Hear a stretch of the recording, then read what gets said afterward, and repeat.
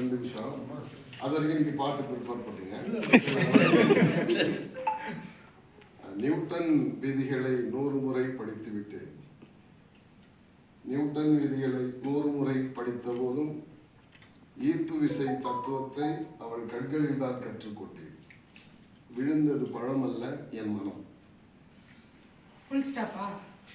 ஆச்சரியக்குறி etcetera etcetera. நான் சொன்னேன் தலைப்பு சொல்லியிருப்பேன். ஈர்ப்பு விசை.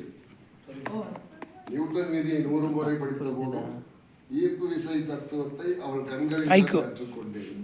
விழுந்தது பழம் அல்ல என் மனம்.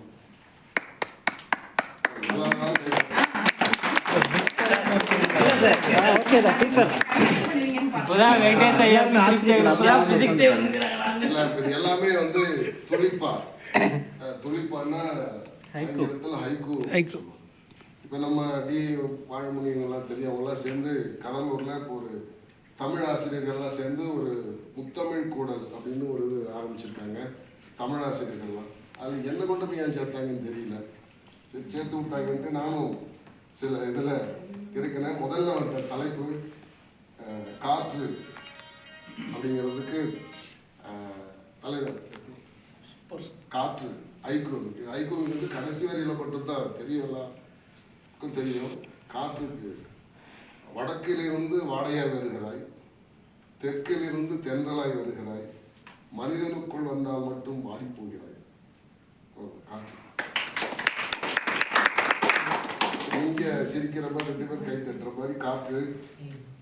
நீ ஆடிய ஆட்டத்தில் ஆடையை இழந்தது மரம்.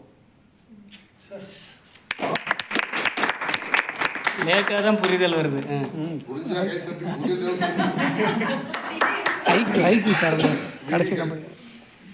பார்ப்பதற்கு மட்டுமல்ல உன்னை தேடவும் தான்.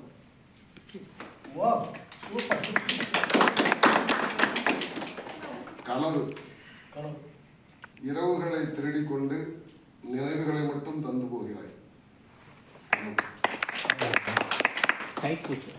கனவு ஐக்குன்னா 3 வரையும் மட்டும்தான். அதே கனவு நீ வந்து போனதை பார்த்ததற்கு சாட்சி சொல்ல யாரும் இல்லை என்னை தவிர.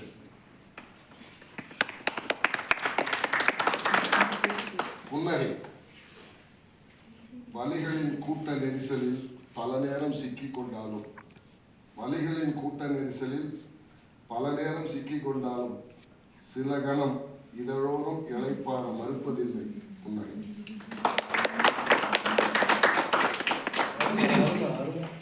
கவிதை மறுபடியும் காற்று.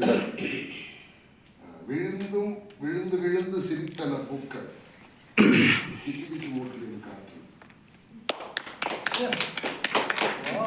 ஒவ்வொரு கவிதையும் 1000 ரூபாய் பரிசு பெறுகிறது. சித்திரங்கள் இலை பார்த்து சிரிக்கின்றது சிலையாய் நான், நிழல்கள் இலை பார்த்து சிரிக்கின்றது நிஜமாய் நான், மேகங்கள் இலை பார்த்து சிரிக்கின்றது மழையாய் நான், உறவுகள் இலை பார்த்து சிரிக்கின்றது உண்மையாய் நான், இரவுகள் இலை பார்த்து சிரிக்கின்றது கனவுகளில் நான், நதிகள் இலை பார்த்து சிரிக்கின்றது கரையாய் நான், கவிதைகள் இலை பார்த்து சிரிக்கின்றது கற்பனையில் நான். தலைப்பு சிரிப்பு.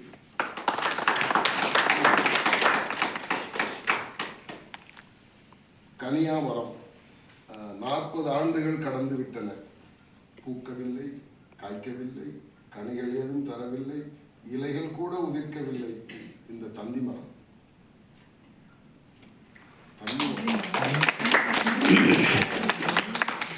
விதை. தந்தி மரம் சொல்லுவோம். விதை மண்ணுக்குள் மறைந்தாலும் மறுபிறவி உனக்கு மட்டுமே.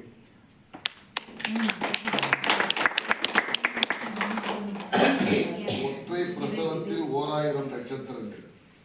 உன் பிரவேசம்தான் பிரபஞ்சமோ? புரியல.